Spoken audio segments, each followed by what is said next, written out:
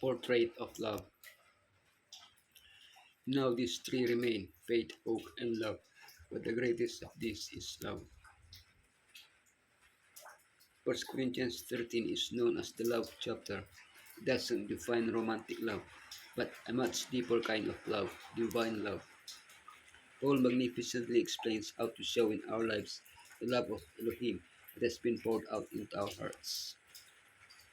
Love is the driving force behind all our actions, the reason why we do what benefits those with whom we interact.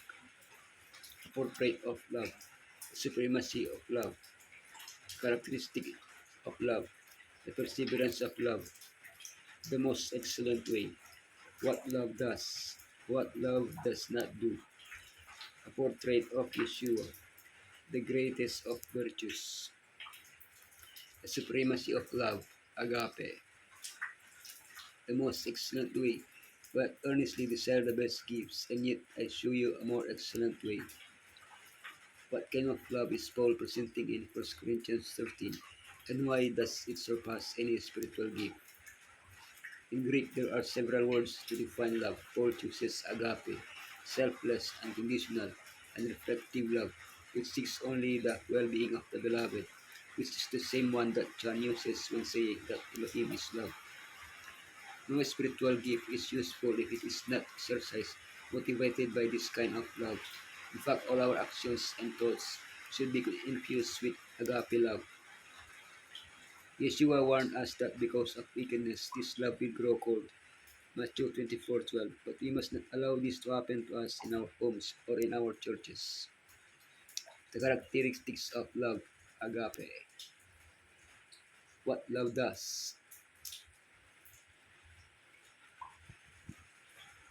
Love suffers long and is kind, but rejoices in the truth, bears all things, believes all things, hopes all things, endures all things.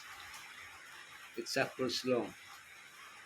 Macrotimio, to have long spirit, to endure, to be patient, show patience and tolerate the mistakes of others.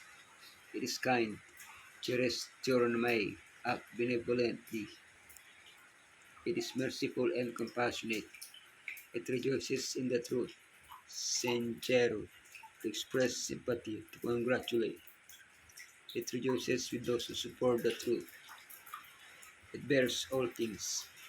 Stego, to cover with silence, to endure patiently.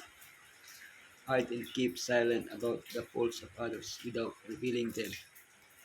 It believes all, eschewed all things, to have faith, to give credit, to trust. It does not condemn but rather grants the benefit of the doubt. It hopes all things, el piso, to wait or to trust. Always expect something good to happen. It endures all things. Hypomen, to resist, to endure, to have fortitude, to persevere. Endure hardship, trials, and persecution. Hypomeno. What love does not do. Love does not envy. Love does not parade itself. It does not puff up, does not behave rudely, does not seek its own, it does not provoke, thinks no evil, does not rejoice in iniquity, it does not envy. Zelu, to have a burning feeling, does not envy those who have other gifts or virtues. It does not parade itself, perperiomai, to boast, to brag.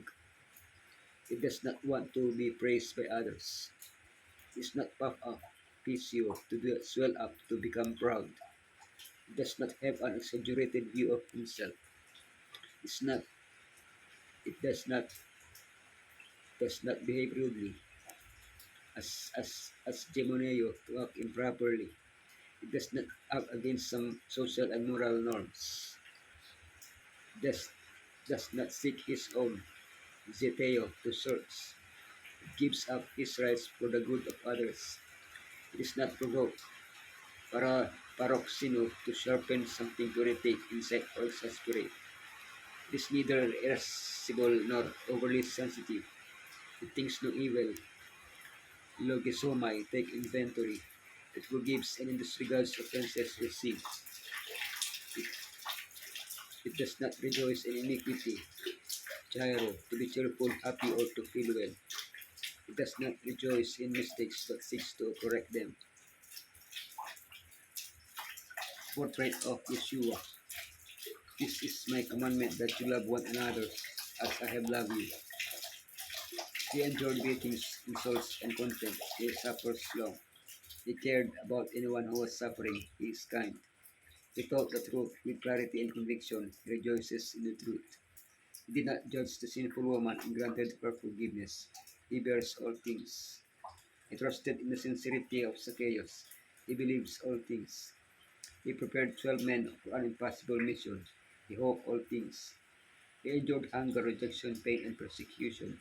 He endures all things.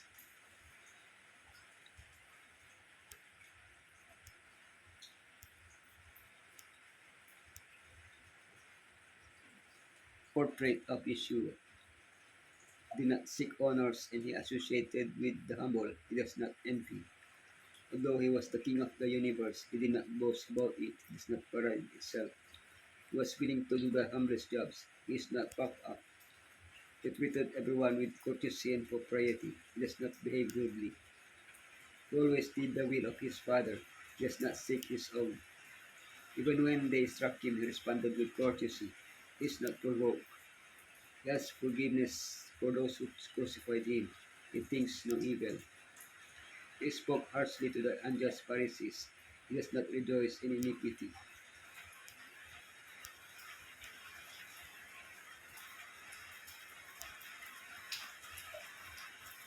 The perseverance of love, the greatest of virtues.